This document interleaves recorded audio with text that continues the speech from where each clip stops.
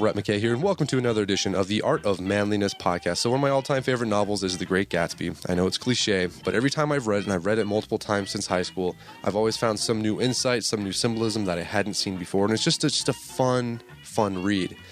Anyways, when The Great Gatsby first came out, it was a complete critical and commercial failure, and it wasn't until after S. Scott Fitzgerald died that it started gaining the status of the great American novel, and it became required reading for high school English students. But I guess they want to figure out why that was, why it took so long for The Great Gatsby to become this sort of cultural touchstone in the United States, and then why the book still endures today, decades later. A book written about the 1920s Prohibition-era America, why that story still resonates with us even in the 21st century.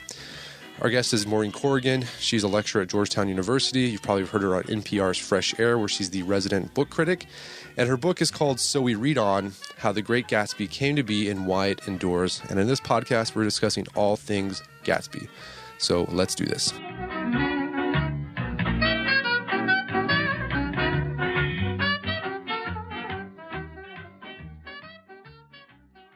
Maureen Corrigan, welcome to the show.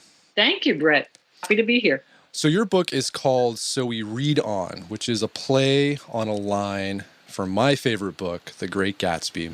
There have been just lots of books written about this book, articles, essays dissecting it. What angle are you taking with your book on the Gatsby? Yeah, I certainly when I started thinking about writing a book about Gatsby, that was daunting to realize how much has been written about Fitzgerald. He's probably the most chronicled American writer of all time, and just also how much has been written about the Great Gatsby. Really daunting.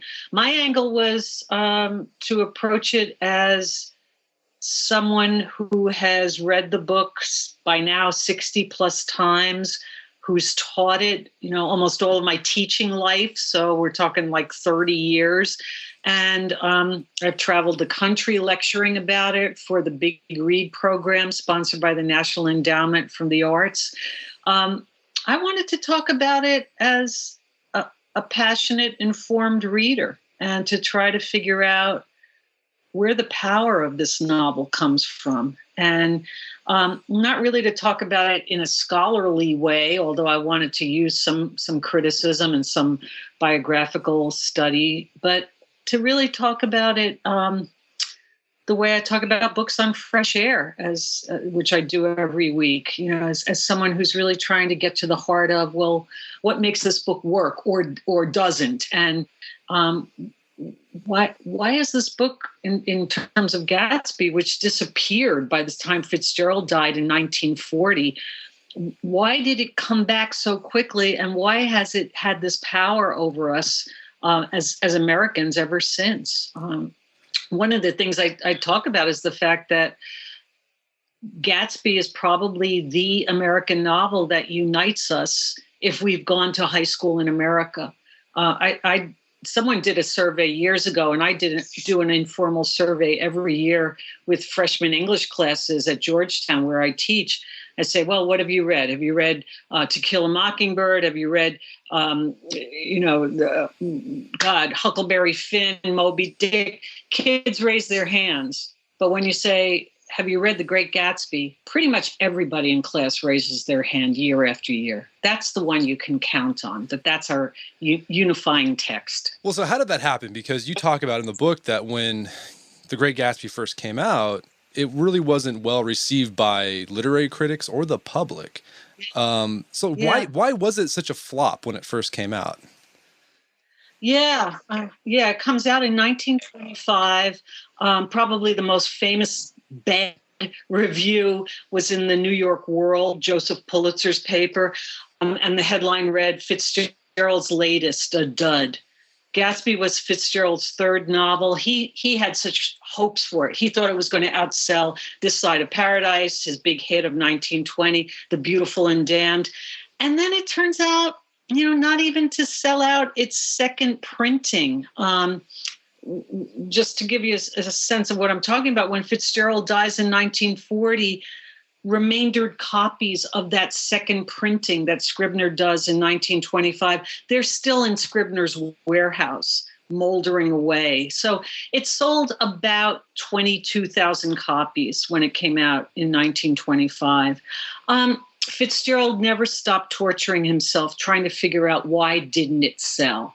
And he had a lot of, guesses. He thought, well, it's too short and people want more book for their buck. He never liked the title. He thought the title was terrible. And then I think most interesting of all, he said, in a letter to Maxwell Perkins, he said, I didn't create any favorable female characters, and women drive the fiction market. And when I saw that letter, I really had a jolt, because that's what we say today. Women drive the fiction market, men, let's go for nonfiction. I also think that a lot of critics and book reviewers misread it as just a murder story. I mean, it was reviewed as a crime novel by a lot of the popular book reviewers. So I think they didn't value it. They said, oh, here's this book about bootleggers and 3 violent deaths, and a character whose name even derives from gangster slang from the 1920s. A gat is a gun. So, and I think they just sort of dismissed it as a crime novel. Well, I thought that was interesting because you had a section in your book about this, because I think, at least before I read your analysis of it, I always saw, I think most people do, see Gatsby as sort of like this tragic love story and tragedy of aspirations that aren't fulfilled. But you make a case that it can also be viewed as one of the first hard-boiled noir novels in America. Yeah, I think it anticipates so much of what we later see in the great noir movies like Double Indemnity and Mildred Pierce, but also, you think about Gatsby, Fitzgerald's working on it from about 1922 through 25. And he's also, for a while, living in New York. I mean, he moves to New York in 1919, comes back in 1920, lives there for a few years.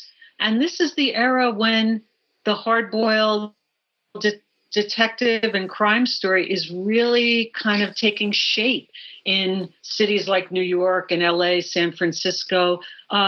Fitzgerald was a great admirer of Dashiell Hammett. All of these reading lists that Fitzgerald always made all of his life, he'd have all of these classics and Greek tragedies on these reading lists that he'd give to friends. And then he'd always have The Maltese Falcon by Dashiell Hammett. He was great. He was a good friend of H.L. Mencken and the critic. And H.L. Mencken for a while edited the Black Mask magazine, which carried some of these first noir stories.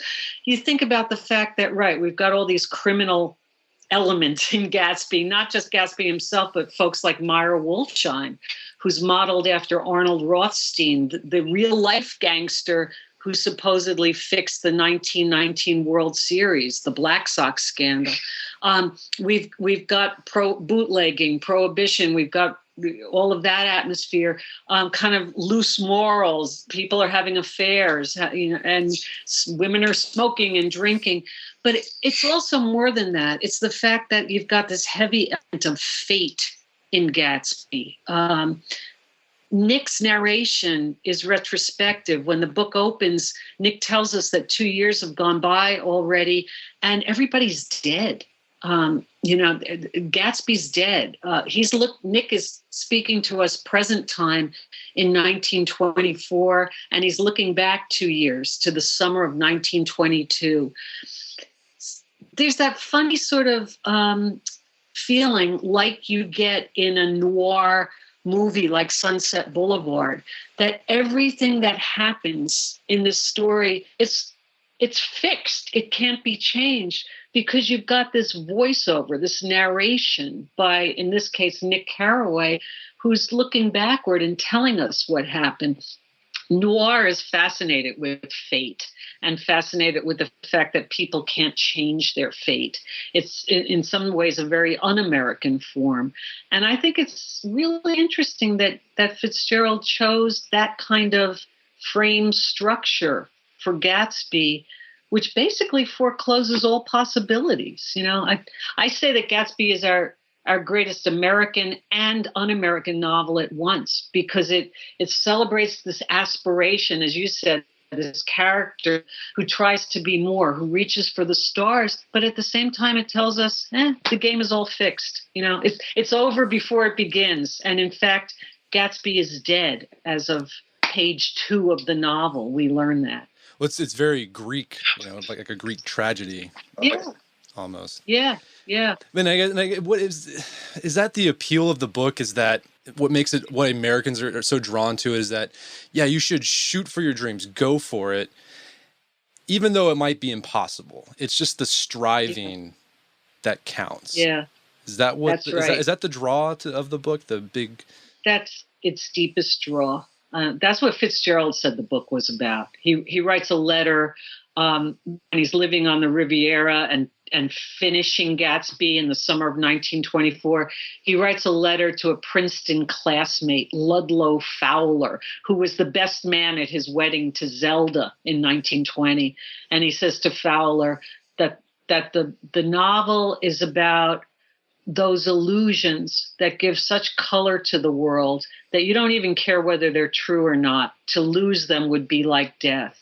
And he also talks about the fact that the book is about aspiration. So, it's about dreams, it's about illusions, it's about those enabling fictions that make life worthwhile. It's about striving, even though inevitably you're going to fall short. I've listened to so many speeches, I feel like, during the Obama presidency, where it's almost like he's channeling Gatsby. He's made so many speeches where he's talked about, this is our kind of almost like inheritance as Americans, that we're supposed to reach, we're supposed to strive, we're supposed to stretch our arms out, run faster, try to be better. Even though we know inevitably we're going to die, we're going to fall short, it's all going to end. I think that's what the last line of Gatsby is about. So we beat on, boats against the current, drawn back ceaselessly into the past. You want to keep trying to row forward, but you are going to be drawn back ultimately into the past, into the great whatever, nothingness. Well, I mean, let's talk about how Gatsby became the great American novel and the novel that high schoolers read. So after Gatsby, or after Fitzgerald died, there was sort of a renaissance. What caused that reinterest, or that rekindling of interest in the Great Gatsby? Yeah. It's funny. Fitzgerald dies at the age of 44 in Hollywood. He's working for Paramount. He's sort of working on different movies and really treated like a hand in Hollywood, as so many of our great writers were. In fact, he works for 2 weeks on Gone with the Wind before he's pulled out of that movie. And he dies in 1940 in December of what's probably his third heart attack. And when he dies, he can't even find Gatsby in bookstores. When he goes into bookstores in L.A., that was really sad. To buy his own works, Yeah. Really, if I had one wish, sometimes people ask me, well, what would you ask Fitzgerald? And I say, I wouldn't ask him anything. I would tell him, you did it. You wrote the great American novel. You did it. Because when he died, he thought he was a failure. His well-placed literary friends, people like H.L. Mencken, Edmund Wilson, Dorothy Parker, his legendary editor, Maxwell Perkins at Scribner, they work really hard to try to get Fitzgerald's writing back before the public. So these different editions come out. And in fact, Edmund Wilson even sort of completes The Loves of the Last Tycoon, the novel that Fitzgerald's working on in Hollywood when he dies. But what really gives Gatsby a boost is World War II. And it's a story I really didn't know about until I started researching my book. During World War II, there was this effort by publishers, paper distributors, editors, authors, librarians to try to get books into the hands of soldiers and sailors overseas. And they come up with this idea for cheap pulp paperback editions of everything from, the Odyssey to Margaret Mead's Coming of Age in Samoa to the latest Rex Stout mystery, Moby Dick. And Gatsby is chosen as one of the titles to be distributed, made into what are called these armed services editions. In fact, I have a mock-up of one here, a sample. They look like this. Yeah, I have some of of those. They were rectangular because they were a serviceman's pocket. You have some originals? Yeah, oh I my got God, some originals. We actually we wrote an article about it a couple years ago. It's such a fascinating yeah, and bit there's of a history. new book. It's so fascinating. Yeah. I mean, really, anybody who cares about books, you kind of feel like, oh, yeah, books can make a difference. They certainly made a difference to these guys in World War II. So here's Gatsby. You can't buy it in 1940. And then by 1945, there are 155,000 editions of The Great Gatsby distributed, basically all over the world where American servicemen are.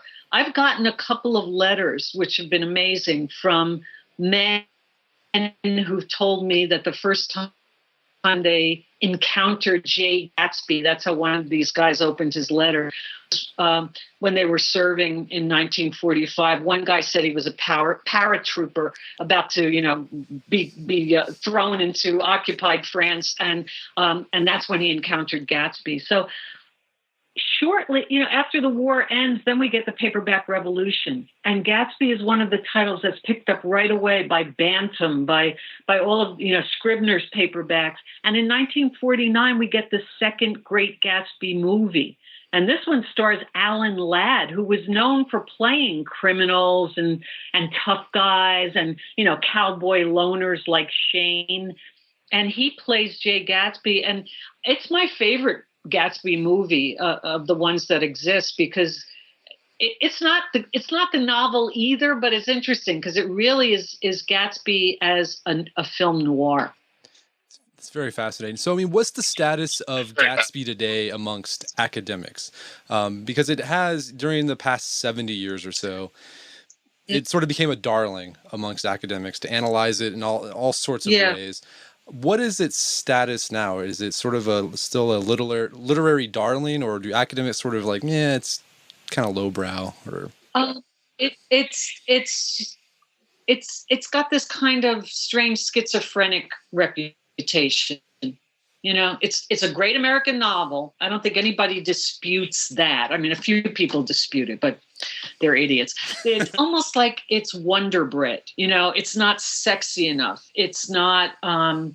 It's sort of seen as kind of. It's so familiar that I think, again, it's downgraded a bit. When I would tell colleagues in the English department at Georgetown that I was working on a book about the Great Gatsby, it was like, oh, okay. It's sort of like, can't you find anything a little bit more off-road to work on? It's funny. Somebody posted on Facebook today in honor of July 4th, all of these novelists and critics from other countries around the world giving their suggestions for the great American novel and for the novels that tell us something about America. And I've noticed that the list is interesting. Fitzgerald's on there, number 4, but as our American author. But some people have put on the Pat Hobby stories, or they put on This Side of Paradise. It's almost like people are working to avoid mentioning Gatsby because it's like water, it's like air, it's so much with us that I think there's a little bit of a backlash against it in the scholarly world, that it's just too familiar. Yeah.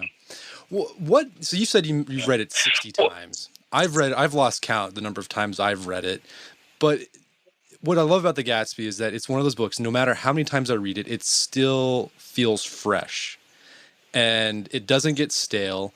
And I always pick up some new insight or catch some new symbolism. What did Fitzgerald do to accomplish that, to make it so fresh, even though you've read it 60 times?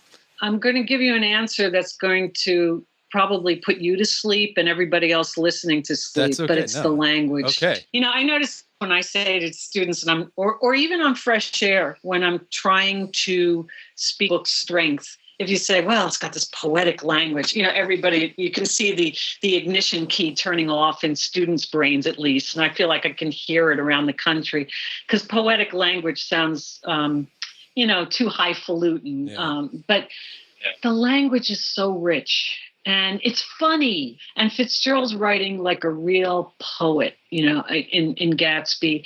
It's condensed. He said to Maxwell Perkins, his editor, in 1922, that his third novel was going to be something different. And I'm quoting mostly from memory. He said, I want to write something intricate and beautiful and simple and heavily patterned. So he wanted all those things at once. You can read Gatsby like a simple crime story, like a simple love story.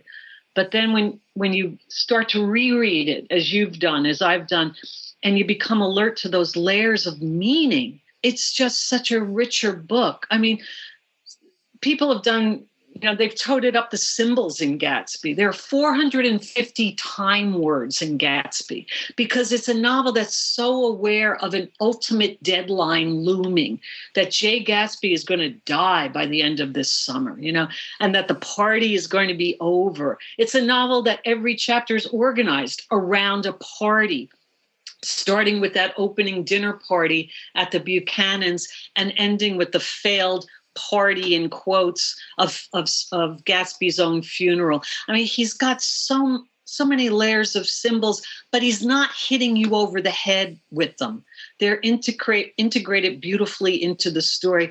That's why I think, as much as I love James Joyce and I love Dubliners and all of that, I always feel like Joyce and T.S. Eliot and those other modernists who Fitzgerald met and admired and was influenced by, I feel like they're always nudging me in the ribs. Hey, here's another symbol, look how clever I am. Not in Gatsby. He's got everything in there that every other great modernist writer has, and the fragmented storyline and all of those other modernist tricks, but it's not like he's constantly asking us to admire how clever he's being as a writer. It is a masterpiece, an overused word, but not in this case. What I thought was fascinating, one of the things I think it made it so great, because he was constantly editing it. And even after the book was published, he was still editing The Great Gatsby. I know, it's crazy. I went to Princeton, where Fitzgerald's papers are, and I looked at his own edition of The Great Gatsby. And this is the first edition that comes out, first printing, and it's making changes. And, to an ordinary reader who I can't have access to what's going on in his brain, the changes are sort of inexplicable. Like he's changing the number of the regiment where supposedly Jay Gatsby served, or, it's like, why are you doing this? But he's such a perfectionist, he can't let it go. I don't know. I love that about him. It probably shortened his life, but I love that he couldn't let it go. Well, it's very like Gatsby, right? The striving, even if you're not going to attain perfection, you still got to go for it. That's right. That's right. And, Fitzgerald was raised Catholic, as I was. And I keep, sometimes when I've read his letters, I feel like I can hear that kind of Catholic influence. Our nuns used to tell us way back when, they used to recite this jingle: good, better, best. Never let it rest until your good is better and your better best. I feel like Fitzgerald had that planted in his brain too. You can't let it go. You're never good enough. Yeah. Well, I'd love to get your thoughts on this, because it's something that I've often wondered since I've read The Gatsby, and you are a book reviewer. One of the things I love about Gatsby is that it's both timeless, but at the same time, it perfectly describes, jazz age New York, captures a time. Yeah. Has there been a novel written in the past 20 years that does the same thing as Gatsby, where it's both timeless, but also perfectly captures our time? Oy. I hate these questions. Yeah, if you don't have an answer, it's okay. But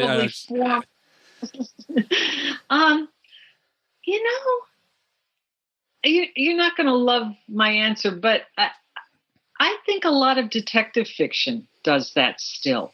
Like because Lee Child, Sarah Paretsky, I've just read her latest, which is great. I love this new detective fiction writer, A.X. Ahmad, who has an Indian immigrant as his sort of amateur detective, who's a taxi cab driver in New York. It's a great series. They're not cute. The latest one is called The Caretaker, and it's it's hard boiled. I feel like when detective fiction is well written, as these examples are, they're also linked to their time because they're investigating mostly social issues of the time. They have that double identity where they can sort of do that. I'm trying to think of other people. I mean, most of the writers who are flooding into my brain are people who I think are aiming more for that timeless quality. Like my favorite novel so far this year is The Buried Giant by Kazuo Ishiguro. And that's a fantasy novel. So he's unmoored from any particular time. It's hard to do, I think. Long time, 1980s, of course, Tom Wolfe tried to do it with Bonfire of the Vanities. He wanted to write this great Dickensian sort of novel about New York in the go-go 80s.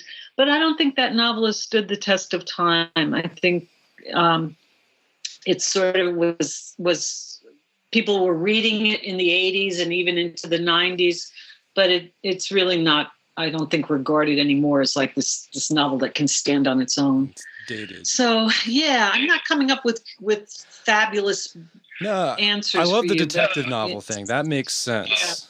Yeah. I like that a lot. So I'm a big fan of detective novels. So last question, for our listeners who are listening and it's been a while since they read Gatsby and they're listening, they're like, well, maybe I should give it a second go. Do you have any suggestions on themes or motifs or something they can do to make reading more interesting or getting more out of it second time or third time they read it? First of all, I would recommend that they watch the Alan Ladd version. Okay. Because it really foregrounds the crime element and the film noir element. And in that way, I think when people have fallen out of love with Gatsby or never got Gatsby in the first place, it's because it's been hammered into their heads that this is a great American novel. This is a great, and they approach it with almost too much reverence. I think listening to it is a fabulous idea. When I went to Gats twice, the 7.5-hour off-Broadway production, where the actors kind of had memorized Gatsby. So they did the entire novel in 7.5 hours. And that was when I really heard the humor in it. The first third of Gatsby is filled with jokes, with almost screwball comedy. That opening dinner party, Daisy and Tom, they're jabbing at each other like Ricky and Lucy almost, So I would try to be alert to the comedy. The hot reading now of Gatsby is the homoerotic reading that Nick is in love with Gatsby, and that must be what's going on. So I think maybe that if that freshens it up for people to think of that unrequited yearning. Everybody in the novel is reaching out for somebody or something that's out of their reach. So that's something to pay attention to. And, I'm a big fan of looking at the water imagery, which sounds such an English teacher thing to say. But, the novel is terrified of going under, people drowning, people going under. It's the great American fear that you're reaching for stars, but you're going to be pulled under by your desires, by the past, and certainly by the end of this novel, pretty much everybody's underwater, and there's a class element to that imagery as well. So those are some of the things I would maybe recommend doing. But if you can find a good audio version of The Great Gatsby, I think listening to it would be fabulous. Fantastic. Well, Maureen Corrigan, this has been a fascinating discussion. Thank you so much for your time. It's been a pleasure. Oh, thank you. I could talk about Gatsby for hours. Me too. Our guest today was Maureen Corrigan. She's the author of the book So We Read On. You can find that on Amazon.com. And if you love The Gatsby, go get that book. You'll really enjoy the sort of the historical backdrop of how The Gatsby came to be and some of the insights that Maureen provides. And if you want to learn more about Maureen's work, you can find her at npr.org, where you can find more of her book critiques. Well, that wraps up another edition of the Art of Manliness podcast. For more manly tips and advice, make sure to check out the Art of Manliness website at artofmanliness.com. And if you enjoy this podcast, you get something out of it, I'd really appreciate it if you'd give us a review on iTunes, Stitcher, whatever it is you use to listen to your podcast. I'd really appreciate it. Help get the word out. And until next time, this is Brett McKay telling you to stay manly.